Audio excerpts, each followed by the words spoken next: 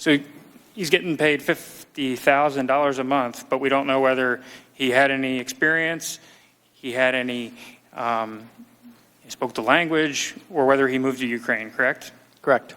Now, at this time, Vice President Biden was taking a specific interest in Ukraine, wasn't he? So He was. this company, Burisma, involved in lots of criminal activity, correct? I do the not years? know that. But over the years, it's been involved in a number of questionable dealings, correct? I would say that it's the largest private gas producer in the country, and its business reputation is mixed. So to the extent a new regime is coming in under President Zelensky, it certainly would be fair for the new prosecutor, a genuine prosecutor, to re-examine old crimes that hadn't sufficiently been brought to justice, right? I believe that the new Prosecutor General, Ruslan Rybashapka, made a statement to that end that they would be reviewing past cases. But keep in mind, this is a country where those that commit crimes generally never get held to account, so there's a lot to review. Okay, now this, the bribe was paid in what year? To the best of my knowledge, the case against Zlochevsky, the former minister, was shut down December of 2014. Okay, and right around that time, Burisma starts adding officials to its board. Is that correct? Understanding is, yes, that Zlochevsky invited a series of new individuals to join the board in 2014. And do you know what his strategy was in adding officials to his board? I have never met Mr. Zlochevsky. Okay, and who are some of the folks he added to the board? The most prominent person he added to the board was the former president of Poland, Aleksander Kwaśniewski. And anyone else? There were a number of others, including some Americans, and the most prominent one in this context is Hunter Biden. Okay, so Hunter Biden's added to the board of Burisma. Now, do you think that creates a problem that Burisma may be adding people to its board for protection purposes?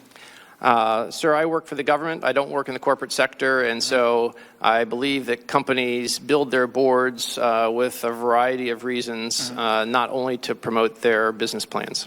Was Hunter Biden a corporate governance expert?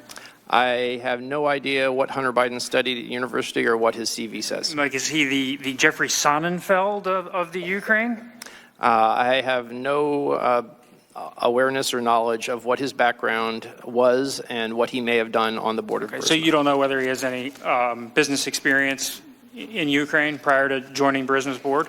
I've heard nothing about prior experience. Okay. No. Do you know if he speaks Ukrainian? I do not.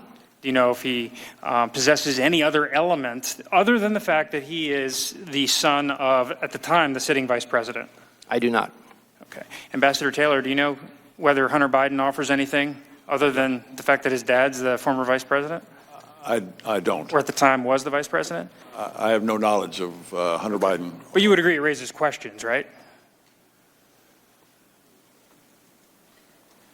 He was getting paid, I think, $50,000 a month to sit on the board. Did you know if he relocated to Ukraine? I'm sorry, Mr. Castor, say again? Do you know if Hunter Biden relocated to Ukraine? No knowledge. Do you know, Mr. Kent? Again, no knowledge. Okay. So he's getting paid $50,000 a month, but we don't know whether he had any experience, he had any, he spoke the language, or whether he moved to Ukraine, correct? Correct. Now, at this time, Vice President Biden was taking a specific interest in Ukraine, wasn't he? He was. And could you tell us about that?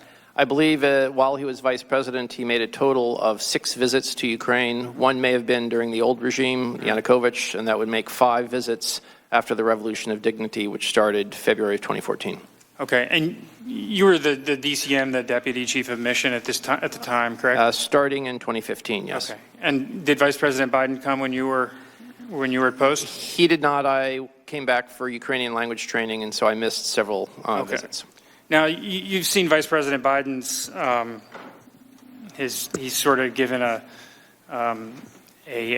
speech, and he's, a little folksy about how he went into Ukraine, and he told the Ukrainians that if they don't fire the prosecutor, they're going to lose their $1 billion in loan guarantees. You've seen that, correct?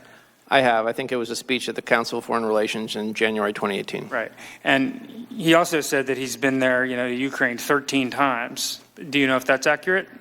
To the best of my knowledge, when he was vice president, he made 6 visits. And did the State Department ever express any concerns to the Vice President's office that the Vice President's role at the time in engaging on Ukraine presented any issues? No, the Vice President's role was critically important. It was top cover to help us pursue our policy agenda. Okay, but given Hunter Biden's role in Burisma's board of directors, at some point you testified in your deposition that you expressed some concern to the Vice President's office. Is that correct? That is correct. And what did they do about that concern that you expressed? I have no idea. I reported my concern to the Office of the Vice President. Okay, and that was the end of it? Nobody? Sir, you would have to ask people who worked in the Office of the Vice President during 2015. But after you expressed the concern of a perceived conflict of interest at the least, the Vice President's engagement in Ukraine didn't decrease, did it? Correct, because the Vice President was promoting U.S. policy objectives in Ukraine. And Hunter Biden's role on the board of Burisma didn't cease, did it? To the best of my knowledge, it didn't, and my concern was that there was the possibility of a perception of a conflict of interest.